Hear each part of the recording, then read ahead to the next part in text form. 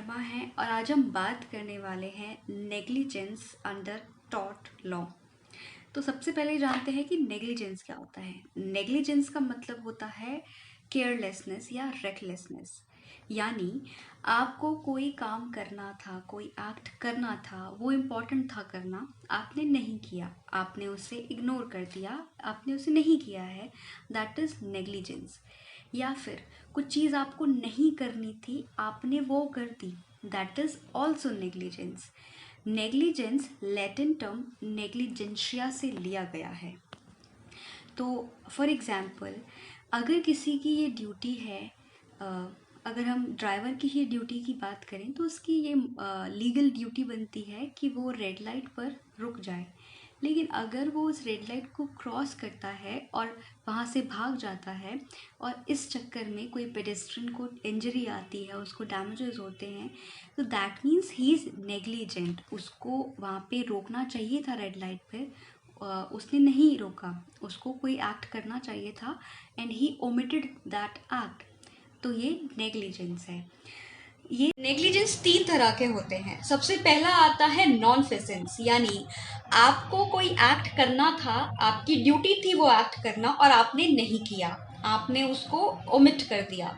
फिर आता है मिसफेसेंस, यानी आपने जो एक्ट किया वो प्रॉपरली नहीं किया, कुछ एक्ट किया और उसका आधा हिस्सा आपने किया ही नहीं, या फिर अगर किया तो रेकलेसली किया, नेग्लिजेंटली किया। फिर आता है मेलफिसेंस, यानी आपने पूरा ही एक्ट एक रॉन्गफुल वे में किया, बहुत ही नेग्लिजेंटली किया।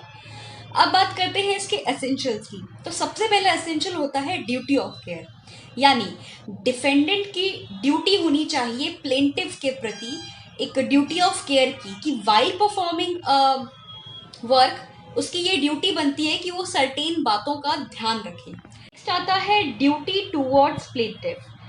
मान लीजिए एक ड्राइवर है, ठीक है, और पैसेंजर उसकी कार में बैठा हुआ है, तो उसकी ड्यूटी उस पैसेंजर के लिए और राह पे चलते सभी लोगों के लिए बनती है कि वो ध्यान देकर अपनी कार को ड्राइव करे। तो यहाँ पे आता है कि अगर वो नेग्लिजेंटली ड्राइव करता है और कोई भी पेडेस्ट्रियन या फिर इवन वो जो पैसेंजर है उसकी कार में बैठा हुआ, उसको कोई डैमेज होता है, इंजरी होती है, तो यहाँ पे ये देखा जाता है कि ड्राइवर ने अपना ड्यूटी ऑफ केयर जो प्लेंटिफ के टूवर्ड्स था उसने उसको सही तरह से नहीं निभाया। फिर बात आती है ब्रीच ऑफ ड्यूटी। हमने बात की कि एक ड्यूटी ऑफ केयर होना चाहिए, ठीक है, ड्यूटी टूवर्ड्स प्लेंटिफ होनी चाहिए।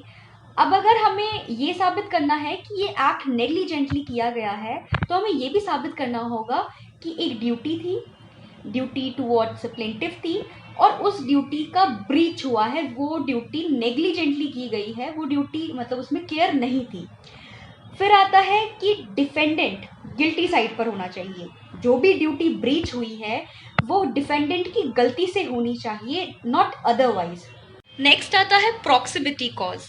इसमें होता है कि बहुत सारे इवेंट एक साथ अकर होते हैं, एक साथ सिनेरियो में आते हैं, तो अब कैसे पता लगाया जाए कि नेग्लिजेंट कौन था, नेग्लिजेंस किसकी साइड से रही है। तो कुछ केसेस में ये देखा जाता है कि जो लास्ट एक्शन अकर हुआ है, तो जो पर्सन उस एक्शन को करता है नेग्लिजेंटली वही लायबल होगा। बट कुछ केसेस में देखा जाता है कि इनिशियली ये स्टार्ट कहाँ से हुआ था, तो ये कोर्ट की डिस्क्रिशन पे डिपेंड होता है। फिर बात करते हैं डैमेजेस की। हमने बात कर ली कि ड्यूटी होनी चाहिए, उस ड्यूटी ऑफ केयर होनी चाहिए, प्लेंटिफ के प्रति ड्यूटी ऑफ केयर होनी चाहिए, ब्रीच ऑफ ड्यूटी होनी चाहिए।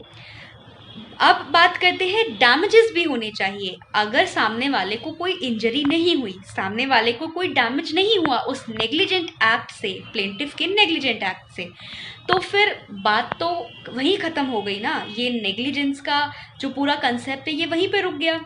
लेकिन अगर डैमेजेस हैं तभी तो वो क्लेम कर सकेगा कि अच्छा ये इंजरी हुई है, अब आप हमें कंपनसेशन पे कीजिए। तो this is all about negligence under tort law. मैं उम्मीद करती हूँ आपको ये वीडियो पसंद आया हो। ऐसे ही वीडियोस देखने के लिए बने रहिए हमारे साथ।